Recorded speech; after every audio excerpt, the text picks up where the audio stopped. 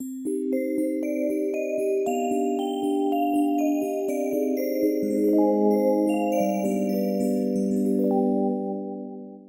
welcome to another Woohoo Wednesday. I'm Little Woo, and I'm here to address another life question. This one is one that comes up often. It's a situation where you need help and you feel really alone and you don't know how to organize your friends or your community to actually provide some help to you. And so this is like a method that I've actually used, and I call it a helping village. And I've done it with quite a few people, and I know I've been the main liaison for some of these, but I want to really encourage the spirit of the helping village and spread the idea of it so that more people can remember that there's a way to ask for help. And this is like a bit basic step by step. I have another video that's about the spiritual practice of asking for help, the healing of being able to ask and receive. So that's more like the philosophy behind asking and just being able to overcome your own resistance. But today's video is more of the step-by-step practical way to organize a group of people. And I've included a bonus guide that outlines all the details, because I'm not going to go into every single detail, but I want you to be able to access this so that you can have your own way of generating your own helping village, but you'll have a bit of a template, a method that has worked for other people. So what I've noticed from doing this project in these different individual circumstances is that it works best for short-term support from your peers for a period of maybe 1 to 3 months. So anything longer than that will require more resources and might need a slightly different format and might need more professional services. But if you're only needing some short-term support, this is a great way to do it with the help of some friends or peers. It doesn't even have to be people you know really well. It's just people who might just be willing to help that's in your community, might be friends of friends. Okay, so there's all kinds of ways to do this, but this is just one way. It's not the only way, but I'm going to give you the step-by-step. First step is to find your liaison. And your liaison is your spokesperson, someone that you trust. And it may not even be a close friend. It might be someone that you admire, that you trust, that you feel you could ask. And, and make sure that you don't take it personally if they can't help you in this particular time. Because we always need to try to find someone who has the space and energy at this time in their life to help, and we can never take it personally if they can't. And the liaison is someone that will be able to listen to you and hear you clearly, and you can communicate with them primarily, and they will act on your behalf in terms of communicating with your larger community. The second step is to then create a care plan with the help of your liaison, and the care plan is a list of your most urgent needs. And you might have a whole list, so go through all of them with them, and then pick maybe your top 2 most urgent things and think, what is the most helpful thing that could happen right now? And it might be around food, it might be around cleaning, it might be around some certain tasks. It doesn't always have to be around an injury or illness. It could be just a time when you feel really overwhelmed by computer stuff, and maybe you need help with your computer, right? It can be very specific. So after you've gone through the urgent list, go through the top 2, and then start to be really clear, like, what does that look like? What kind of help is that? If it's food, you have to list the foods that you can eat, and in what way do you want to receive help? Do you want them to come to your house and prepare food with you or for you? Or do you want meal train delivery? So you've got to be really specific. So part of this is communicating really clearly with your liaison so that they can write all this down. So you're just using your energy to think of the ideas and share it with them, and they do all the writing, taking notes. So that's one of the skills they'll need to have. And then they're going to put it on a collaborative document. So this is part of step 2, figuring out your care plan with your liaison and a calendar and putting it on some kind of collaborative platform. And there could be so many different tools that you can use. I have used mainly emails and Google Docs. So I create a document in Google Docs that everyone can look at in real time. So anytime I post changes, I don't have to send an email, because that's a lot of emails that you save. And then you can just get your team to check the document, and then they'll see all the updates and what's needed. The calendar also goes on this care document, and it's a calendar because most cases, if you need help for 1 to 3 months, you're going to have to lay out a calendar to say, like, when you need help, which days.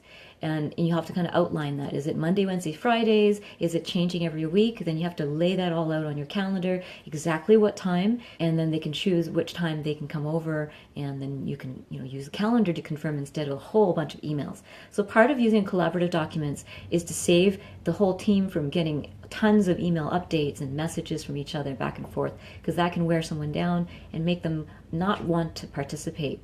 So we're trying to reduce the overload of information by having it all in a centralized place that's in real-time updates and that everyone can access easily.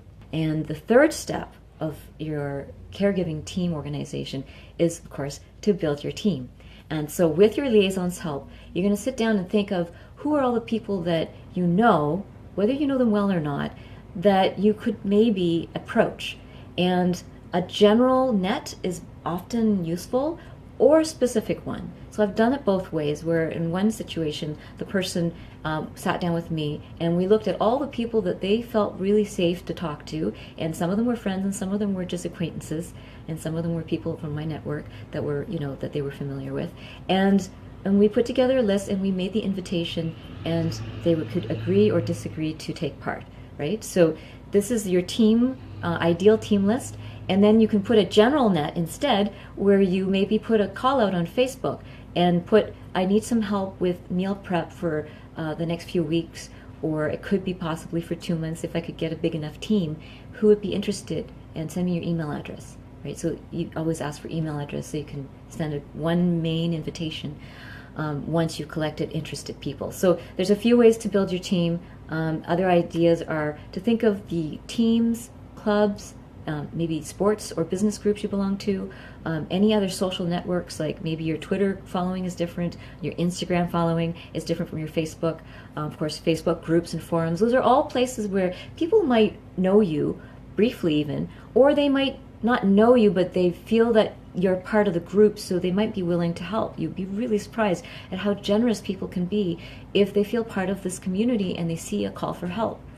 Now, the other groups are more official government agencies, municipal, provincial, or federal agencies that might provide help, social workers, advocates, nonprofits, charities, media, and grassroots. Those are extra things you can consider, but I'm looking more grassroots. So I just want to mention those, but grassroots, so people in your network. And then, of course, with your liaisons to help, building your team also involves writing that invitation, like keeping it simple. And I have a template for that, so you can use my template and edit as you need. And basically, it's an invitation to say, this is what I need, and would you be willing to donate some time? And the time that I can recommend would be 1 to 3 months commitment. Many more than that. A lot of people are a little bit, sensitive about maybe offering commitments. So it's nice to start with 1 to 3 months. And then you can lay out how much time. And usually the best is 1 volunteer shift a month. Maybe 2 if it's a network that's very active or close to you. But 1 to 2 maximum shifts a month is what I recommend, because any more than that, and it might be too overwhelming. Of course, this is different for every case, but I'm just talking in generalities. The step 4 of creating your caregiving team is to do a weekly update, and that's with the help of your liaison. Again, you're conserving your energy because obviously you need some support. You don't want to do everything yourself. And so you want maybe your liaison to put a weekly email, or if you use a different platform, the platform might send out an email. And that emails to your team, the people who have agreed to take part, and it will give them an update. So anything that's changed, maybe caregiving things that have changed, any dates that have changed and needs that have changed. So maybe your task changes slightly, maybe your diet changes slightly, or maybe something else needs to be added. So these are things that you can do with 1 update a week. If you do any more than that, it would need to be something quite urgent, because if you don't want to overwhelm your team. The other thing is, in your weekly update, it's really important to include a lot of appreciation, because people are not doing this for a reward. They're not even doing it in order to get your help one day, but just to feel appreciated is a very, very helpful thing. So send your appreciation through your liaison. Make sure it's part of every weekly email. The 5th part of creating a team is to, when you wrap up the project, to make sure you send an update of how it was for you, like your experiences, your appreciation. If you can, list all your team members by name so that they feel acknowledged individually. Some other ways to offer thanks might be to mail a physical thank you card to each member, because your team, I didn't mention the numbers, but your team could be from 5 to 20 people or more, but usually it's not going to be more than 20 some people. Once you're well enough to, maybe do something like even an individual email to each person and say, thank you so much for your help, I really appreciate it. Because this is where the personal touch really makes a difference. And maybe even send an update a year down the road, just to send another round of thanks and maybe an update on your life, because they were intimately involved in your life in some way. And it's nice to kind of share your journey as you continue forward.